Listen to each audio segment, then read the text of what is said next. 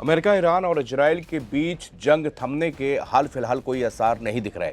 America और Israel मिलकर Iran पर भीषण बमबारी कर रहे हैं। वहीं तेहरान भी किसी भी कीमत पर पीछे हटने से तैयार नहीं है।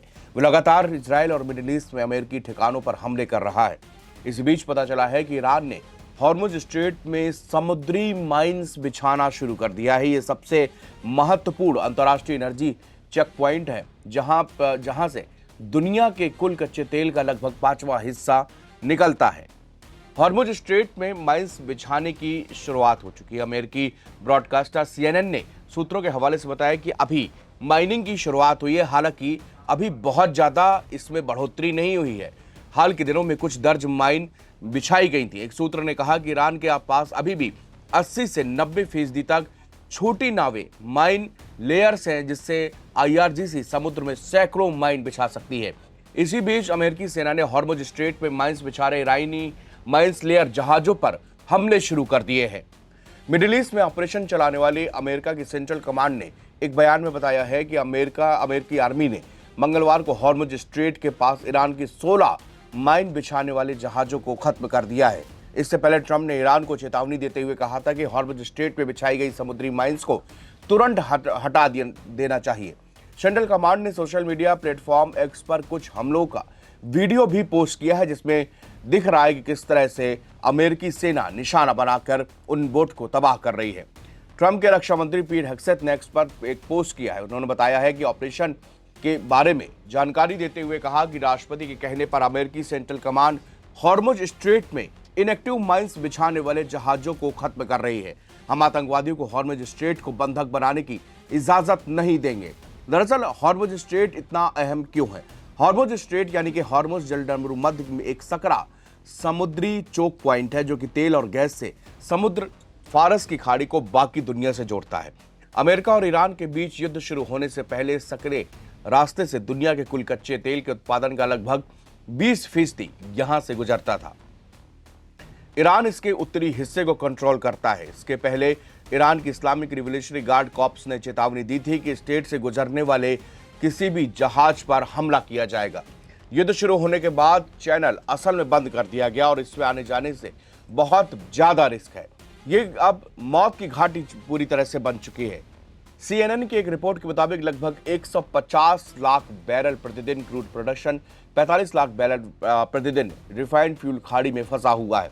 इराक और कुवैत जैसे देशों के पास हॉर्मुज के अलावा तेल भेजने का कोई दूसरा मार्ग या विकल्प नहीं है।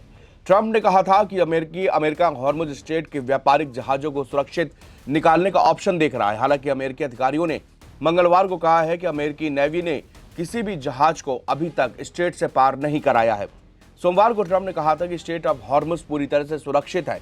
हमारे पास बहुत सारे नेवी के जहाज और माइंस की जांच करने के लिए दुनिया के सबसे बेहतरीन उपकरण है और हम इनकी मदद से पूरा हॉर्मुज स्ट्रेट खाली करवा देंगे। इससे पहले ईरान ने साफ तौर से अमेरिका को चेतावनी देते हुए कहा था कि US नेवी का यहां पर स्वागत है। अगर हॉर्मुज स्ट्रेट में अगर उनकी क्षमता है तो वो बाकी दूसरे जहाजों की यहां पर रक्षा करे।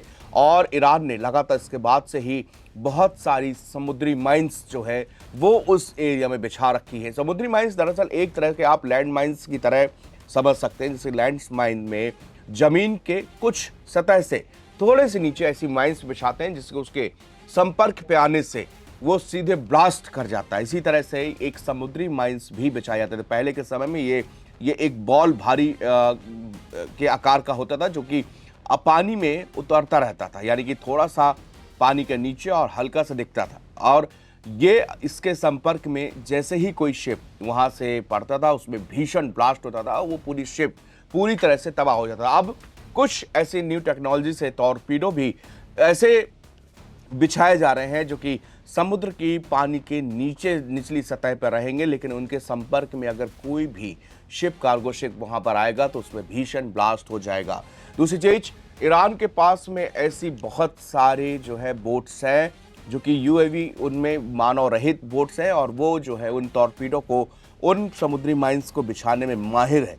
और इसी तरह पूरे जो हॉर्मुज ऑफ स्ट्रेट है, इसकी वजह में ईरान ने पूरी तरह से इन समुद्री माइंस को बिछाने का काम शुरू कर दिया। इसी पर अमेरिकी नेवी ने तगड़ा अटैक करते हुए इनकी माइंस बिछाने वाली जो बोट्स थी उनको टारगेट किया है। हालांकि हॉर्मुज स्ट्रेट से अभी भी आवाजाही पूरी तरह से बंद है और दुनिया के सामने तेल और गैस को लेकर एक बहुत बड़ा संकट मंडराता जा रहा है। भारत में भी हालात जो है कुछ कुछ ऐसे ही इशारा कर रहे हैं।